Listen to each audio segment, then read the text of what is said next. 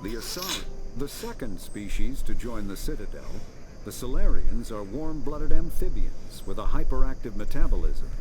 Solarians think fast, talk fast, and move fast. To Solarians, other species seem sluggish and dull-witted. Unfortunately, their metabolic speed leaves them with a relatively short lifespan. Solarians over the age of 40 are a rarity. The Solarians were responsible for advancing the development of the primitive Krogan species to use as soldiers during the Rachni Wars. They were also behind the creation of the genophage bioweapon the Turians used to quell the Krogan rebellion several centuries later. Solarians are known for their observational capability and non-linear thinking. This manifests as an aptitude for research and espionage. They are constantly experimenting and inventing, and it is generally accepted that they always know more than they are letting on. In the early 2160s, the Alliance began aggressive colonization of worlds in the Skyllian Verge, much to the dismay of the Batarians, who had been developing the region for several decades. In 2171, the Batarians petitioned the Council to declare the Verge a zone of Batarian interest. The Council refused, however, declaring unsettled worlds in the region open to human colonization. In protest, the Batarians closed their Citadel embassy and severed official diplomatic relations with the Council, effectively becoming a rogue state. They instigated a proxy war in the Verge by funneling money and weapons to criminal organizations, urging them to strike at human colonies. Hostilities peaked with the Skyllian Blitz of 2176, an attack on the human capital of Elysium by Batarian-funded pirates and slavers. In 2178, the Alliance retaliated with a crushing assault on the moon of Torfin, long used as a staging base by Batarian-backed criminals. In the aftermath, the Batarians retreated into their own systems and are now rarely seen in Citadel space. When the Asari discovered the Citadel, they also discovered the Keepers, a docile, multi-limbed insect race that seemingly exists only to maintain and repair the Great Prothean Station. Early attempts to communicate with or study the Keepers were failures, and it is now illegal to interfere with or impede Keeper activity. Because they are completely non-threatening, Keepers have become virtually invisible to everyone else. Similarly, they seem indifferent to other species, except for their tendency to help new arrivals integrate themselves into the Citadel. No matter how many Keepers die due to old age, violence, or accident, they maintain a constant number. No one has discovered the source of new Keepers, but some hypothesize they are genetic constructs, biological androids created somewhere deep in the inaccessible core of the Citadel itself. The Krogan evolved in a hostile and vicious environment. Until the invention of gunpowder weapons, eaten by predators was still the #1 cause of Krogan fatalities. Afterwards, it was death by gunshot. When the Solarians discovered them, the Krogan were a brutal, primitive species, struggling to survive a self-inflicted nuclear winter. The Solarians culturally uplifted them, teaching them to use and build modern technology, so they could serve as soldiers in the Rachni War. Liberated from the harsh conditions of their homeworld, the quick-breeding Krogan experienced an unprecedented population explosion. They began to colonize nearby worlds. Even though these worlds were already inhabited, the Krogan rebellions lasted nearly a century, only ending when the Turians unleashed the genophage, a Solarian-developed bioweapon that crushed all Krogan resistance. The genophage makes only 1 in 1,000 pregnancies viable, and today, the Krogan are a slowly dying breed. Understandably, the Krogan harbor a grudge against all other species, especially the Turians. Driven from their home system by the Geth nearly 3 centuries ago, most Quarians now live aboard the Migrant Fleet, a flotilla of 50,000 vessels ranging in size from passenger shuttles to mobile space stations. Home to 17 million Quarians, the flotilla understandably has scarce resources. Because of this, each Quarian must go on a rite of passage known as the Pilgrimage when they come of age. They leave the fleet and only return once they have found something of value they can bring back to their people. Other species tend to look down on the Quarians for creating the Geth. and for the negative impact their fleet has when it enters a system. This has led to many myths and rumors about the Quarians, including the belief that underneath their clothes and breathing masks, they are actually cybernetic creatures, a combination of organic and synthetic parts.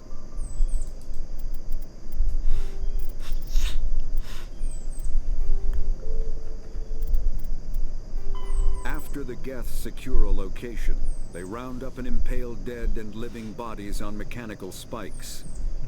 The spikes rapidly transform these victims into withered husks, extracting water and trace minerals, and replacing them with cybernetics. The cybernetics reanimate the lifeless flesh and tissue, transforming the bodies into mindless killing machines. Some Alliance soldiers refer to the husk-generating spikes as dragon's teeth, a reference to the mythological berserkers who sprang up from the earth wherever the teeth of the dragon Eris were planted. Dragon's teeth and husks bear little resemblance to other pieces of Geth technology. No one is sure why a synthetic race would bother to drain the minuscule amount of recoverable resources from organic corpses, though the value of reusing them as shock troops is obvious. Thresher maws are subterranean carnivores that spend their entire lives eating, or searching for something to eat.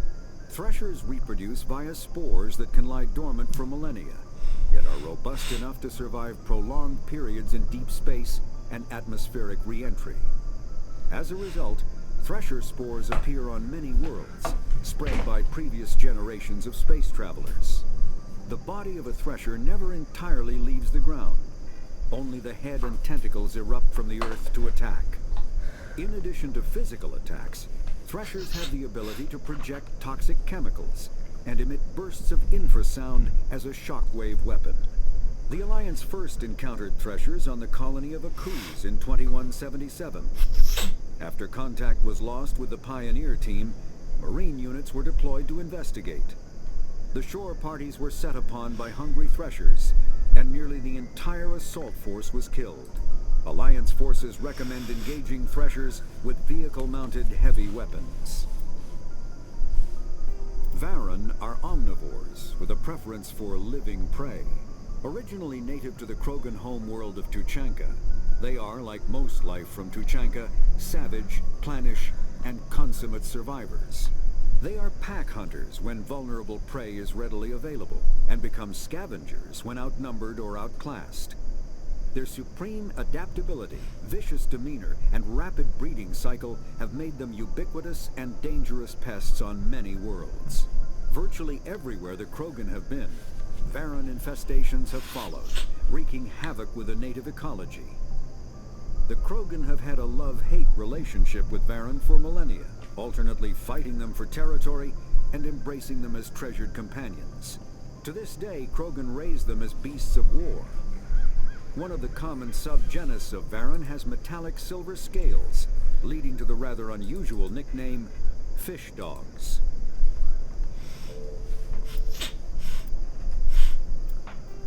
The Citadel is an ancient. The Council is an executive committee composed of representatives from the Asari Republics, the Turian Hierarchy, and the Solarian Union.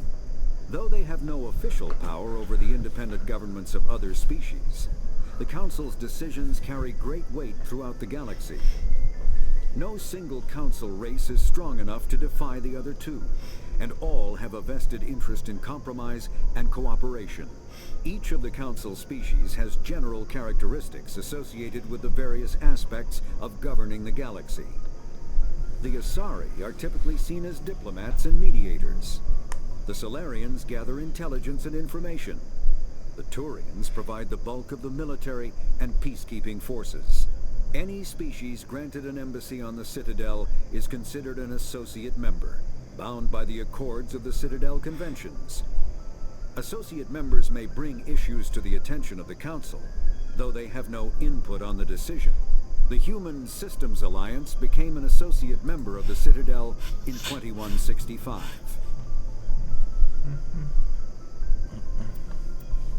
Citadel space is an unofficial term referring to any region of space controlled by a species that acknowledges the authority of the Citadel Council.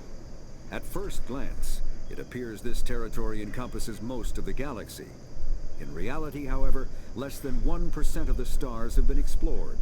Even Mass Effect FTL drive is slow relative to the volume of the galaxy. Empty space and systems without suitable drive discharge sites are barriers to exploration. Only the mass relays allow ships to jump hundreds of light years in an instant, the key to expanding across an otherwise impassable galaxy. Whenever a new relay is activated, the destination system is rapidly developed. From that hub, FTL drive is used to expand to nearby star clusters. The result is a number of densely developed clusters, thinly spread across the vast expanse of space, connected by the mass relay network.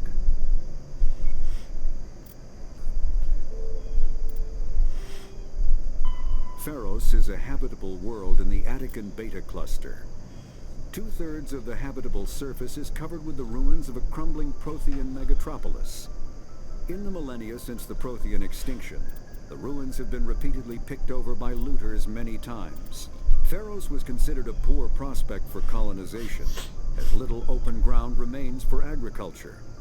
The only sizable freshwater sources are the poles, which are tapped by the decaying Prothean aqueduct systems. The dead cities, while in good condition considering their antiquity, are of uncertain stability.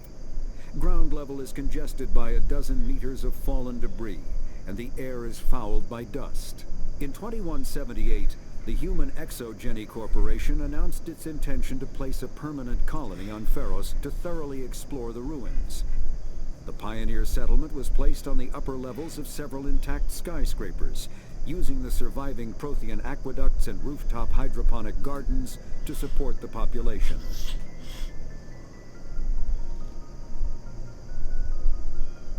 Noveria is a cool, rocky world with most of its hydrosphere locked up in massive glaciers.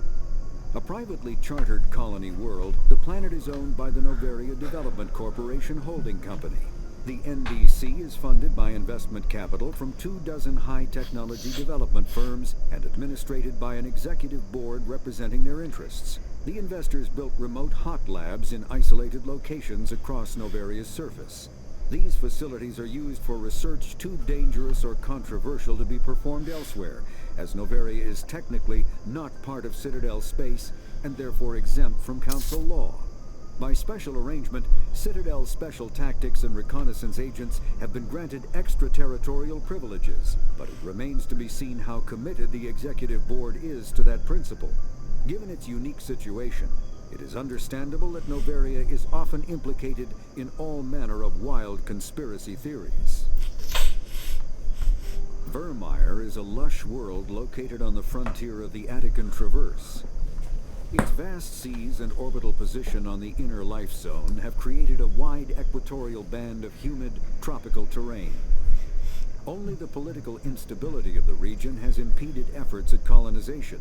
Many times the Citadel has opened negotiations to settle Vermeer with various criminal gangs and petty dictatorships in the nearby Terminus systems.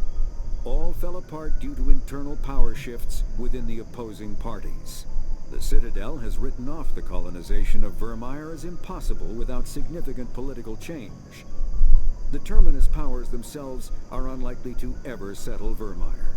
Most lack the resources to support settlement of a virgin world, finding it more expedient to steal from their neighbors than build for themselves. There are between 200 and 400 billion stars in the galaxy, and less than 1% of them have ever been visited or had their systems properly surveyed. Humanity's early expansion into the Attican Traverse was haphazard, a desperate race to claim habitable planets where populations can be economically settled. Ignored in the wake of this land grab were thousands of less hospitable worlds, each potentially rich with industrial resources. The wealth of entire solar systems lies untapped, waiting for corporate survey teams or independent pioneers to discover and exploit them. However, this is not an easy task. In addition to the environmental hazards, the fact that uncharted worlds are largely ignored makes them popular bases for criminals, revolutionaries, cults, and others who wish to remain unnoticed by galactic society. Faster-than-light drives use element zero cores to reduce the mass of the ship, allowing higher rates of acceleration. This effectively raises the speed of light within the mass effect field, allowing high-speed travel with negligible relativistic time dilation effects. Starships still require conventional thrusters, chemical rockets, commercial fusion torch, economy ion engine, or military anti-proton drive, in addition to the FTL drive core. With only a core, a ship has no motive power. The amount of ESO and power required for a drive increases exponentially to the mass being moved and the degree it is being lightened. Very massive ships, or very high speeds, are prohibitively expensive. If the field collapses while the ship is moving at faster than light speed, the effects are catastrophic. The ship is snapped back to sublight velocity, the enormous excess energy shed in the form of lethal Cherenkov radiation. Larger warships are generally classified in one of four weights. Frigates are small, fast ships used for scouting and screening of larger vessels. Frigates often operate in wolf pack flotillas. Cruisers are middleweight combatants, faster than dreadnoughts and more heavily armed than frigates. Cruisers are the standard patrol unit and often lead frigate flotillas. Dreadnoughts are kilometer-long capital ships mounting heavy, long-range firepower. They are only deployed for the most vital missions. Carriers are dreadnought-sized vessels that also carry large numbers of fighters. Smaller vessels are almost exclusively used in a support role to the warships during combat. Fighters are one-man craft used to perform close-range attacks on enemy ships. Interceptors are one-man craft optimized for destroying opposing fighters.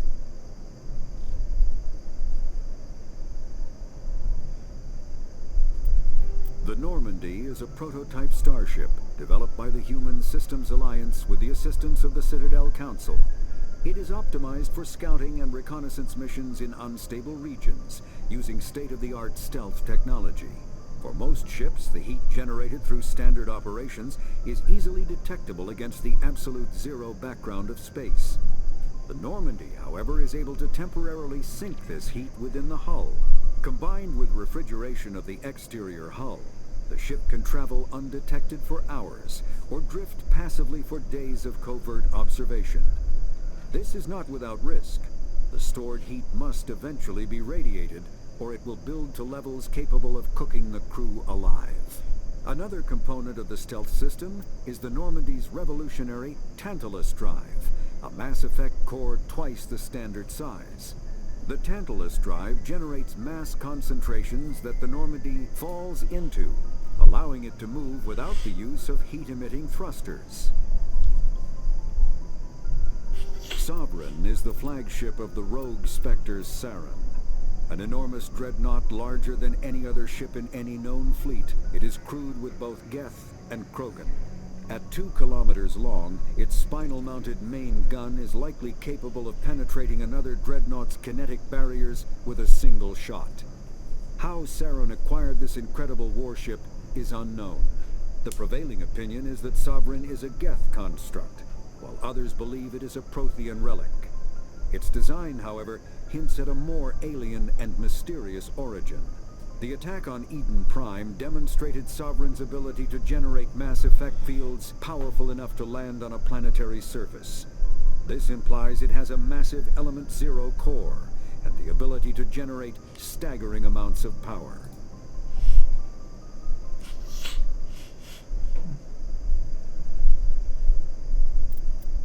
Ship mobility dominates space combat. The primary objective is to align the mass accelerator along the bow with the opposing vessel's broadside. Battles typically play out as artillery duels, fought at ranges measured in thousands of kilometers, though assaults through defended mass relays often occur at knife fight ranges, as close as a few dozen kilometers. Most ship-to-ship engagements are skirmishes between patrol vessels of cruiser weight and below, with dreadnoughts and carriers only deployed in full-scale fleet actions. Battles in open space are short and often inconclusive, as the weaker opponent typically disengages. Once a ship enters FTL flight, the combat is effectively over. There are no sensors capable of tracking them, or weapons capable of damaging them. The only way to guarantee an enemy will stand and fight is to attack a location they have a vested interest in, such as a settled world or a strategically important mass relay. The Mako infantry fighting vehicle was designed for the System Alliance's frigates. Though the interior is cramped, an M35 is small enough to be carried in the cargo bay and easily deployed on virtually any world. With its turreted 155mm mass accelerator and coaxially mounted machine gun, the Mako can provide a fire team with weapon support as well as mobility. Since Alliance Marines may be required to fight on any world, the Mako is environmentally sealed and equipped with microthrusters for use on low-gravity planetoids. The Mako is powered by a sealed hydrogen-oxygen fuel cell and includes a small Element Zero core. While not large enough to nullify the vehicle's mass, the core can reduce it enough to be safely airdropped. When used in conjunction with thrusters, it also allows the Mako to extricate itself from difficult terrain. Biotics is the ability of rare individuals to manipulate dark energy and create mass effect fields through the use of electrical impulses from the brain. Intense training and surgically implanted amplifiers are necessary for a biotic to produce mass effect fields powerful enough for practical use. The relative strength of biotic abilities varies greatly among species and with each individual. There are 3 branches of biotics. Telekinesis uses mass-lowering fields to levitate or impel objects. Mass-raising kinetic fields are used to block or pin objects. Spatial distortion uses rapidly shifting mass fields to shred objects. Most organic species are capable of developing biotic abilities, though there are risks involved. Biotics are the result of an in utero exposure to Element Zero.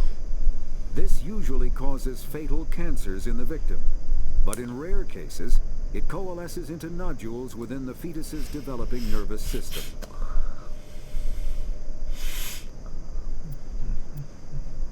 An artificial intelligence is a self-aware computing system capable of learning and independent decision-making. Creation of a conscious AI requires adaptive code, a slow, expensive education, and a specialized quantum computer called a blue box. An AI cannot be transmitted across a communication channel or computer network. Without its blue box, an AI is no more than data files. Loading these files into a new blue box will create a new personality, as variations in the quantum hardware and runtime results create unpredictable variations. The Geth serve as a cautionary tale against the dangers of rogue AI, and in Citadel space, they are technically illegal.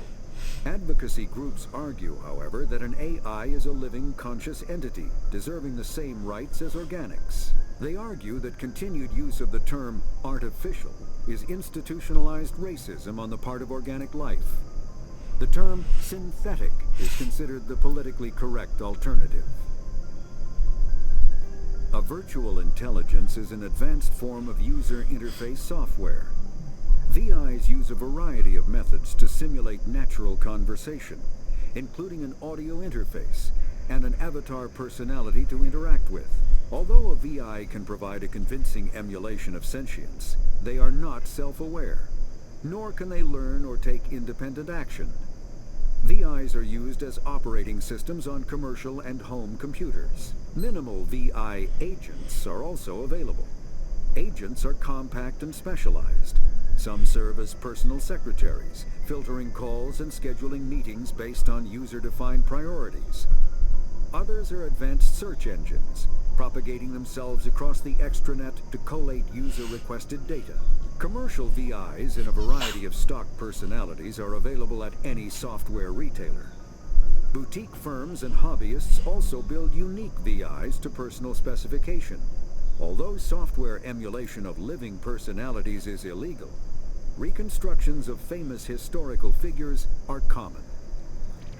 When subjected to an electrical current, the rare material dubbed Element Zero, or EZO emits a dark energy field that raises or lowers the mass of all objects within it. This mass effect is used in countless ways, from generating artificial gravity to manufacturing high-strength construction materials.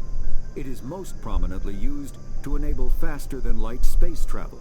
EZO is generated when solid matter, such as a planet, is affected by the energy of a star going supernova. The material is common in the asteroid debris that orbits neutron stars and pulsars. These are dangerous places to mine, requiring extensive use of robotics, telepresence, and shielding to survive the incredible radiation from the dead star. Only a few major corporations can afford the setup costs required to work these primary sources. Humanity discovered refined element zero at the Prothean Research Station on Mars, allowing them to create mass effect fields and develop FTL travel. Element zero can increase or decrease the mass of a volume of space-time when subjected to an electrical current. With a positive current, mass is increased. With a negative current, mass is decreased. The stronger the current, the greater the magnitude of the dark energy mass effect. In space, low-mass fields allow FTL travel and inexpensive surface-to-orbit transit. High-mass fields create artificial gravity and push space debris away from vessels.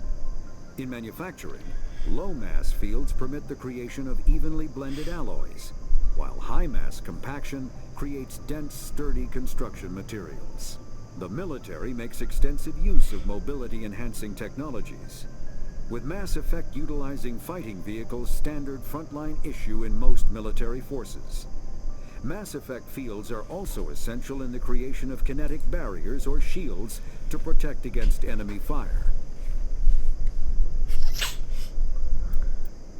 Mass relays are feats of Prothean engineering advanced far beyond the technology of any living species. They are enormous structures scattered throughout the stars and can create corridors of virtually mass-free space, allowing instantaneous transit between locations separated by years or even centuries of travel using conventional FTL drives. Primary mass relays can propel ships thousands of light years, often from one spiral arm of the galaxy to another. However, they have fixed one-to-one connections. A primary relay connects to one other primary relay and nowhere else. Secondary relays can only propel ships across a few hundred light years. However, they are omnidirectional. A secondary relay can send a ship to any other relay within its limited range. There are many dormant primary relays whose corresponding twins have not yet been located.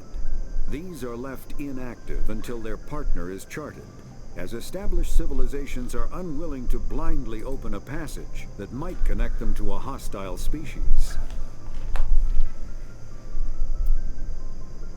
Omni-tools are handheld devices that combine a computer microframe, sensor analysis pack, and manufacturing fabricator. Versatile and reliable, an Omni-tool can be used to analyze and adjust the functionality of most standard equipment, including weapons and armor, from a distance. The fabrication module can rapidly assemble small three-dimensional objects from common reusable industrial plastics, ceramics, and light alloys. This allows for field repairs and modifications to most standard items, as well as the reuse of salvaged equipment. Omni-tools are standard issue for soldiers and first-in colonists.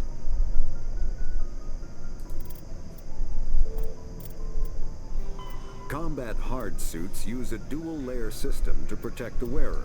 A mass accelerator propels a solid metal slug using precisely controlled electromagnetic attraction and repulsion. The slug is designed to squash or shatter on impact, increasing the energy it transfers to the target. If this were not the case, it would simply punch a hole right through, doing minimal damage. Accelerator design was revolutionized by Element Zero. A slug lightened by a mass effect field can be accelerated to greater speeds, permitting projectile velocities that were previously unattainable. If accelerated to a high enough velocity, a simple paint chip can impact with the same destructive force as a nuclear weapon. However, mass accelerators produce recoil equal to their impact energy. This is mitigated somewhat by the mass effect fields that rounds are suspended within. But weapon recoil is still the prime limiting factor on slug velocity. Medigel is a common medicinal salve used by paramedics, EMTs, and military personnel. It combines several useful applications: a local anesthetic, disinfectant, and clotting agent all in one. Once applied, the gel is designed to grip tight to flesh until subjected to a frequency of ultrasound. It is sealable against liquids, most notably blood, as well as contaminants and gases. The gel is a genetically engineered bioplasm created by the CERTA Foundation, a medical technology megacorp based on Earth. Technically, Medigel violates Council laws against genetic engineering, but to date, it has proved far too useful to ban. All modern infantry weapons, from pistols to assault rifles, use micro-scaled mass accelerator technology. Projectiles consist of tiny metal slugs suspended within a mass-reducing field, accelerated by magnetic force to speeds that inflict kinetic damage. The ammo magazine is a simple block of metal. The gun's internal computer calculates the mass needed to reach the target based on distance, gravity, and atmospheric pressure, then shears off an appropriate-sized slug from the block. A single block can supply thousands of rounds, making ammo a non-issue during any engagement. Top-line weapons also feature smart targeting that allows them to correct for weather and environment. Firing on a target in a howling gale feels the same as it does on a calm day at the practice range. Smart targeting does not mean a bullet will automatically find the mark every time the trigger is pulled. It only makes it easier for the marksman to aim.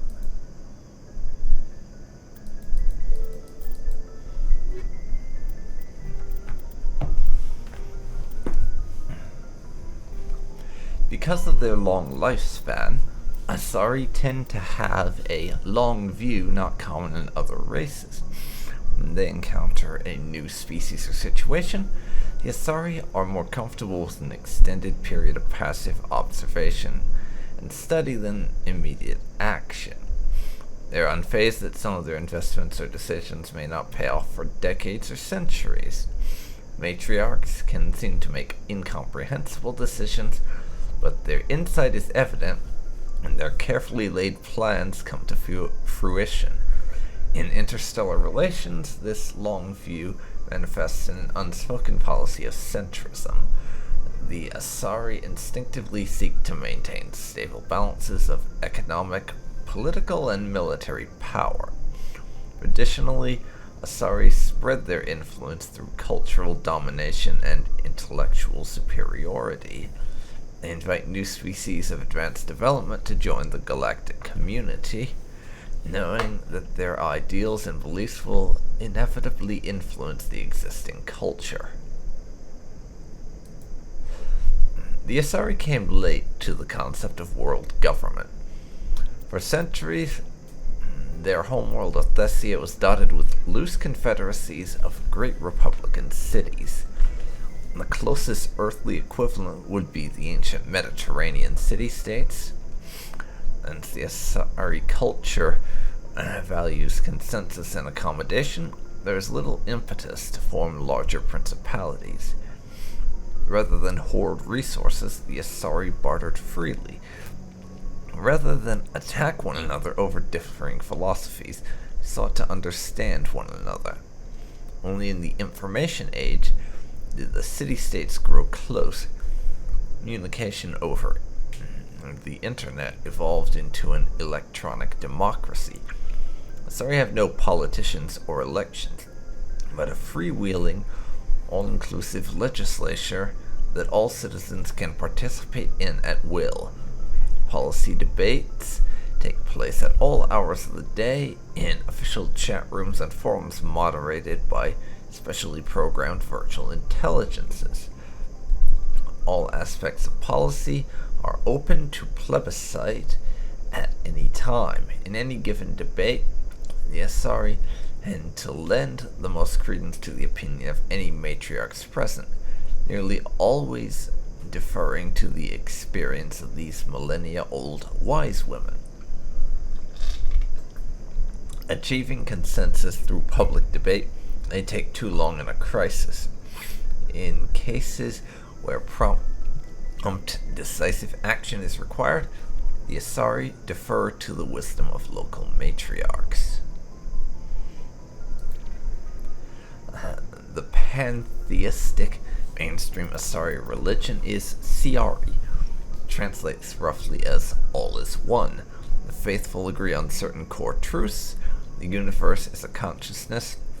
Every life within it is an aspect of the greater whole. And the death is emerging of one's spiritual energy back into the greater universal consciousness. Siarists don't specifically believe in reincarnation. They believe that spiritual energy is returned to the universal consciousness upon death and will eventually be used to fill new mortal vessels. Siari became popular after the Asari left their homeworld and discovered their ability to meld with nearly every form of life. This ability is seen as proof that all life is fundamentally similar. Siari priestesses see their role as promoting unity between the disparate shards of the universe's awareness. Before the rise of Siari pantheism, Asari religions were as diverse as their political opinions. The strongest survivor of those days is the monotheistic religion worshipping the goddess Athame. Like the Asari, the goddess cycles through the triple aspects of maiden, matron, and matriarch. Before they joined the Citadel Council, the Solarians' most potent military tool was a small reconnaissance team known as the League of One. Their primary training was in espionage and assassination. Ever more than a dozen strong, the team was adept at infiltrating the tightest defenses and eliminating all necessary obstacles. Only a few members of government and military were privy to the League's identities. League members wore no distinguishing garments and held no particular rank. The only evidence of their participation was a small medal presented to each member upon induction. This secrecy was maintained until the formation of the Council. In an effort to dispel rumors and appease their new Asari partners, the Solarian Union released all classified documents pertaining to the League. The League of One was suddenly exposed and in danger of being hunted by enemies of the Solarian. Before any harm could be done, the team mysteriously disappeared. Most assumed this was a convenient lie to help hide their identities. A few months later, the inner cabinet was murdered. Though there was no incriminating evidence, it was clear who was responsible. Realizing the threat posed by this rogue outfit, the Special Tasks Group dispatched a team of hunters. When they didn't return, SDG dispatched 10 of its brightest operators with broad discretionary powers. Only 2 returned. They reported no evidence of the League. No further incidents were reported, and it was assumed the League was wiped out. Some recently declassified documents, however, have suggested there may have been a 13th member who eluded the Solarian military.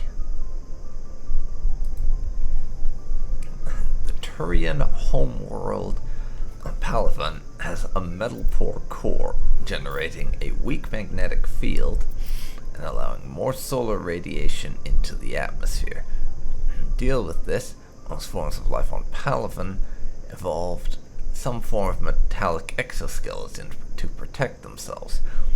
Their reflective plate-like skin makes Turians less susceptible to long-term low-level radiation exposure, but they do not possess any sort of natural armor. A Turian's thick skin does not stop projectiles and directed energy bolts. Though life on Palavan is carbon-based and oxygen-breathing, it is built on dextroamino acids. This places the Turians in a distinct minority on the galactic stage. The Quarians are the only other known sapient dextroprotein race. The food of humans, Asari or Solarians, who evolved in levoamino acid-based biospheres, will at best pass through Turian systems without providing any nutrition. At worst, it will trigger an allergic reaction that can be fatal if not immediately treated. While Turians are individuals with personal desires, their instinct is to equate the self with the group and set aside personal desires for the good of all. Turians are taught to have a strong sense of personal accountability, the Turian honor that other races find so remarkable. Turians are taught to own every decision they make, good or ill. The worst sin they can make in the eyes of their people is to lie about their own actions. Turians who murder will try to get away with it, but if directly questioned, most will confess the crime. Turians have a strong inclination toward public service and self-sacrifice, so they tend to be poor entrepreneurs. To compensate, they accepted the mercantile Volus as a client race, offering protection in exchange for their fiscal expertise.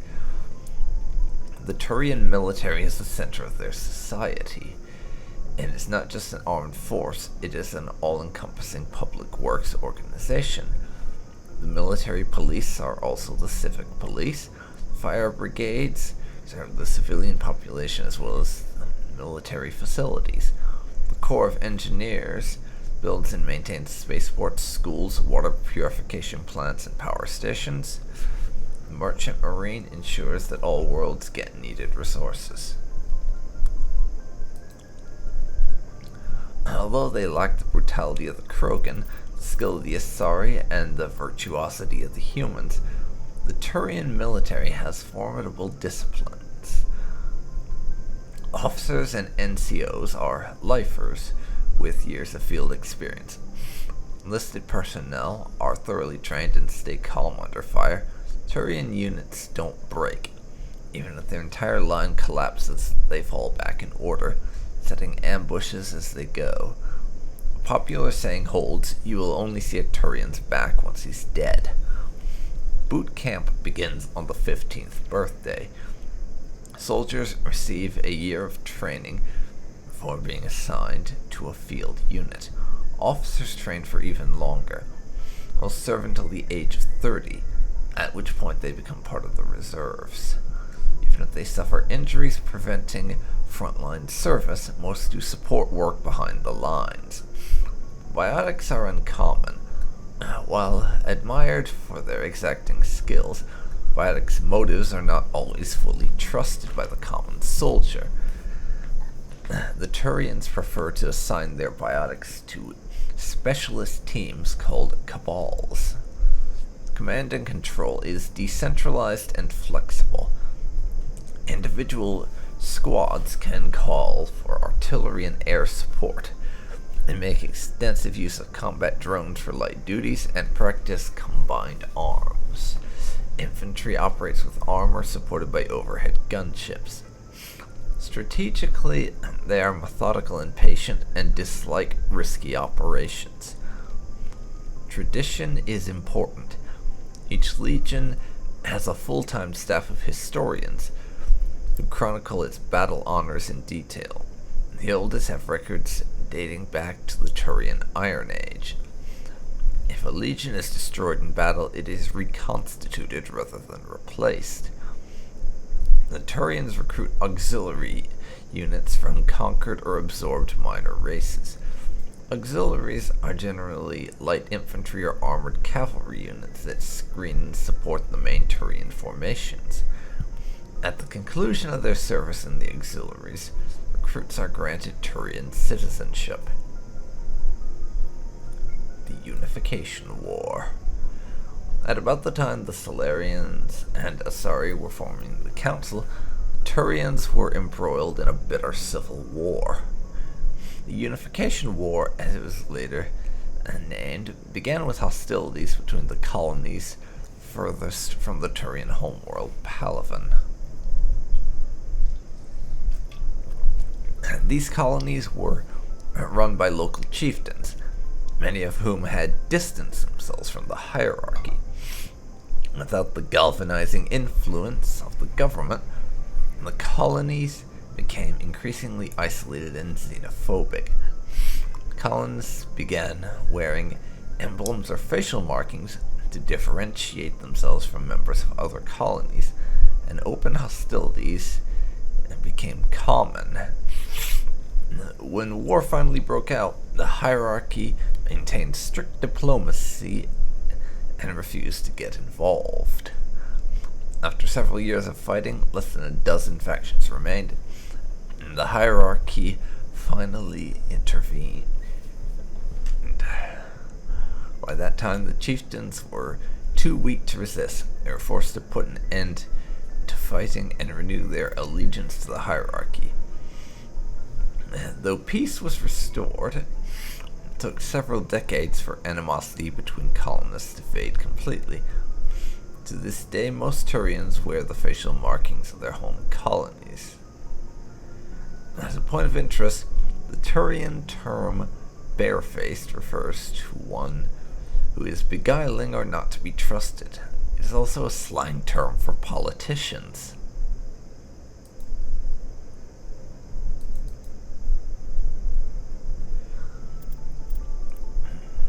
The beacon was a Prothean artifact unearthed on the Alliance colony of Eden Prime. Its resemblance to the Prothean databanks recovered on Mars provoked immediate interest from the Alliance and the Citadel Council. It proved to be a solid-state data storage device, part of a galaxy-spanning comm network similar to the modern extranet. Intact Prothean paleotechnology is rare. The beacon seemed to promise another quantum leap of technology akin to the mass effect drives and relays. Unfortunately, the beacon also drew the attention of the rogue Spectre Seren Arturius and his synthetic allies, the Geth. A dawn raid by its flagship sovereign resulted in hundreds of civilian casualties. The beacon was badly damaged. The motives behind the attack are still being investigated. During the recovery operation, the beacon fired a pulse of energy at the executive officer of the Alliance frigate Normandy. Lieutenant Commander Shepard survived and appears to have suffered no ill effects. Afterwards, the beacon fell inert. The mechanism appears to be dead. The Prothean beacon downloaded its knowledge into Lieutenant Commander Shepard on the Normandy, as in confusing dreams and visions. The imagery is becoming clearer with time, meaning that the beacon communication remains elusive. It has been suggested that Prothean data recording is highly dependent on a certain point of view, what Carl Jung described as the collective unconscious. The cipher needed to comprehend the images implanted in Shepard's mind is the cultural knowledge of a Prothean. The archetypes, biological instincts, and common experiences unique to the universal to the race. Since Protheans have been dead for millennia, it may be impossible to acquire this cipher. Despite all evidence confirming the existence of the Protheans, little is known about their culture and society. Time to time, dig sites will yield new clues, but after 50,000 years of decay, little of value is unearthed. Recent research has focused on the discovery of Prothean data disks. On their own, they are fragile and rarely found in one piece. Occasionally, however, an intact disk will be discovered within a console or reading device. To date, over 36 disks have been recovered, and a few of those have been restored to the point where researchers can begin analyzing them.